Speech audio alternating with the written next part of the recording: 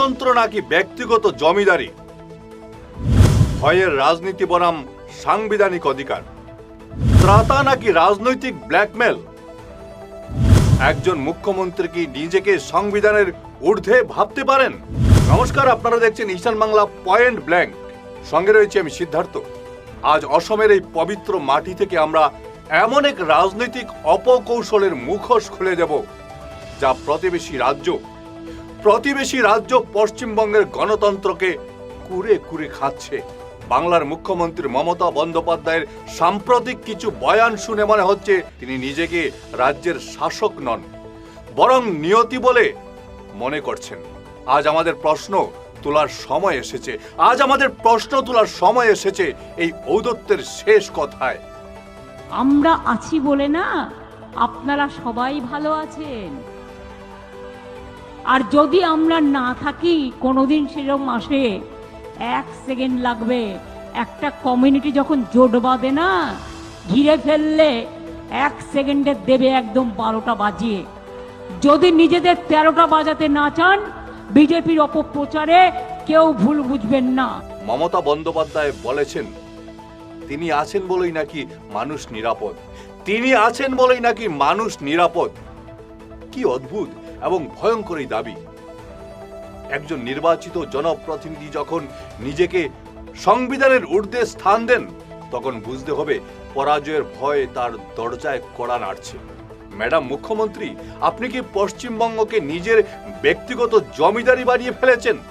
আপনার কি মনে হয় বাংলার কোটি কোটি মানুষের জীবন আপনার মর্জির উপর ঝুলে আছে?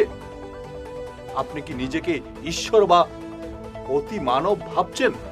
আপনার এই আমি না থাকলে সব শেষ এই তত্ত্ব আসলে প্রশাসনিক ব্যর্থতার চূড়ান্ত স্বীকারোক্তি।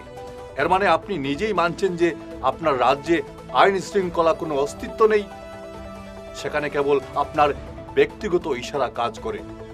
প্রশ্ন ওঠা স্বাভাবিক, পশ্চিমবঙ্গের পুলিশ আর প্রশাসন কি তবে কেবল আপনার গদি পাহারা দেওয়ার জন্য?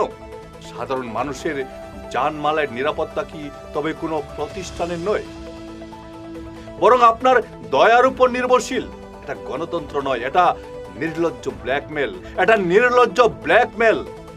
নির্বাচনের ময়দানে উন্নয়নের খতিয়ান দিতে না পেরে যখন আপনি মানুষকে বিপদের ভয় দেখান, তখন পরিষ্কার হয়ে যায় যে আপনি আপনার ঝুলিতে দেওয়ার মতো আর কিছুই অবশিষ্ট নেই। আপনার ঝুলি থেকে দেওয়ার মতো আর কিছু অবশিষ্ট নেই। আপনি এক পক্ষকে তটস্থ করছেন, অন্য পক্ষকে ভয়াল হিসেবে তুলে ধরছেন, মাঝখান থেকে রাজনৈতিক ফায়দা লুটছেন আপনি। মনে রাখবেন যে মাটির পরিচয় নেতাজি সুভাষচন্দ্র বসুর বীরত্বে আর স্বামী বিবেকানন্দের আদর্শে, সেই মাটির মানুষকে ভয় দেখিয়ে শাসন করার দুঃসাহস দেখাবেন না। আপনার এই ত্রাতা সাজার নাটক এখন মানুষের কাছে হাস্যকর হয়ে দাঁড়িয়েছে। অসমের সচেতন নাগরিকরা আজ আপনার এই বিভাজনের রাজনীতিকে ঘৃণা ভরে প্রত্যাখ্যান করছে। আপনি আজ ইতিহাসের সেই ক্রান্তি লগ্নে দাঁড়িয়ে আছেন, যেখানে আপনার ঔদ্ধত্যের দেওয়াল তাসের ঘরের মতো ভেঙ্গে পড়ার অপেক্ষায়। হ্যাঁ, তাসের ঘরের মতো ভেঙ্গে পড়ার অপেক্ষায়। এবার জনগণের দরবারে আমাদের সওয়াল আপনাদের দরবারে।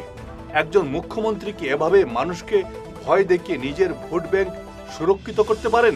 এটা কি রাজনীতি নাকি সুস্থ সমাজের বুকে কুঠারাঘাত?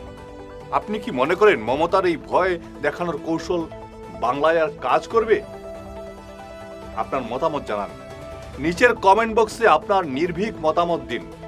মনে রাখবেন, আপনার একটি আওয়াজ এই স্বৈরাচারী মানসিকতার বিরুদ্ধে বড় হাতিয়ার হতে পারে।